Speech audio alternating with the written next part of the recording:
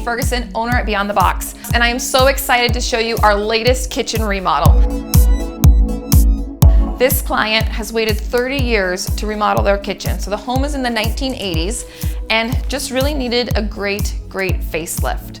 Up until now, they had never updated their kitchen space. So some things that were super important to them were just an overall updated look, as well as getting better storage and better lighting, but really just felt like light, bright, and homey. So what our team did is we met numerous times with the clients, made lots of fun, great selections like this backsplash. The client loves this soft green, and she's got a soft green accent wall in her home, so that really speaks to who she is. If you remember, we had cabinets that didn't go all the way to the ceiling.